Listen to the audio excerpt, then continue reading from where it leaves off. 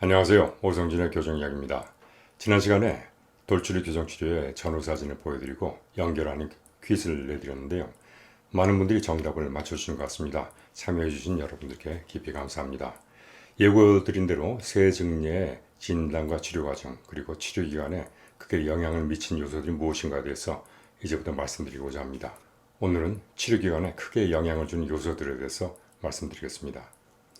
내원하셨을 때 사진인데요. 다소 들쑥날쑥한 부분들이 좀 보입니다. 이 들쑥날쑥한 것은 치료 기간에 크게 영향을 미치지 않습니다.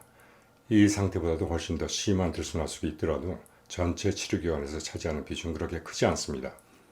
어떤 부분들이 치료 기간에 영향을 많이 미치는가 하면은 이렇게 앞뒤에 위아래 치열에 앞뒤의 거리가 멀면 멀수록 그만큼 치료 기간이 오래 걸리는데요.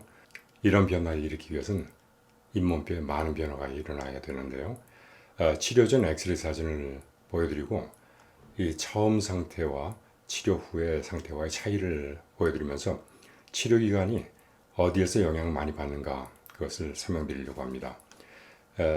붉은색으로 앞니 부분을 표시를 해드려서 좀 더 보기 쉽게 해드리고 있는데요. 아래턱이 상당히 뒤에가 있는 것을 볼 수가 있죠. 이것을 치료 후 사진과 겹쳐보면 이런 변화가 일어나는 것을 볼 수가 있죠. 상당히 많은 부분에 잎이 들어간 것을 볼 수가 있습니다. 치료 전에 상악 전치가 여기 있었던 것이 치료 후에 이렇게 후방으로 많이 들어간 것을 볼 수가 있죠. 이만큼 변화가 되는데 이 치아의 이동만 중요한 것이 아니고 치료 전에 잇몸뼈가 여기 위치하고 있습니다. 그래서 치료 전에 잇몸뼈가 여기 있는 것이 치료 후에 일로 상당량 변화가 되는 것을 볼 수가 있죠. 이렇게 됐을 때 위아래 턱의 균형이 얻어지게 되는 것이죠. 치아들의 경사, 뻗어진 정도의 상태에 따라서 치료 기간이 영향을 받습니다. 특히 윗니의 경사가 굉장히 중요한데요. 앞니가 뻗어진 것이 그렇게 심하지 않은데 전체적으로 돌출되어 있을 때 치료 기간이 많이 걸리게 됩니다. 이것을 만약에 급하게 치아만 뒤로 넣게 되면 옥니 쪽으로 들어가게 되죠. 그러면은 기능적으로도 골격적으로도 조화로운 상태를 얻을 수가 없습니다. 그래서 치료가 된 후에 이렇게 앞뒤 관계가 줄어들기 위해서 치축이 크게 변화하지 않고 후퇴가 일어나야만 좋은 교합을 이룰 수가 있는 것이죠. 이것을 심한 잇몸 돌출 경우를 가지고서 변화를 보도록 하겠는데요. 매우 심한 돌출인데 윗니의 경사를 보면 이렇게 반드시 서 있죠. 치료 후에는 이렇게 많은 이동이 있습니다. 어떤 부분이 어떻게 이동했는가 그것을 보기 위해서 겹쳐보면 상악중절치죠.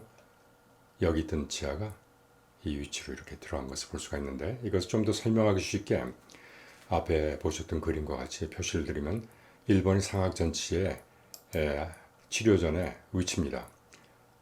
2번이 치료 후의 위치인데 이만한 변화가 있었죠. 그리고 더 중요한 것은 잇몸뼈의 변화인데 잇몸뼈가 여기 있는 것이 치료 후에는 이 위치로 상당량 변화가 일어나는데 뼈가 이만큼 변화하기 위해서는 얼마나 시간이 많이 걸리겠습니까? 또 한 가지 주목하셔야 될 것은 하악 전치가 치료 전에 이 위치에 있었습니다. 그런데 치료 후에 상악 전치 위치가 하악 전치보다 안으로 들어가 있죠. 만약에 치료 전에 위치가 하악 전치가 변하지 않았으면 반대 교합이 되죠. 그렇기 때문에 이렇게 뻗어진 아래 앞니의 위치가 좋은 위치로 돼야만 좋은 교합을 얻을 수가 있는 것이죠.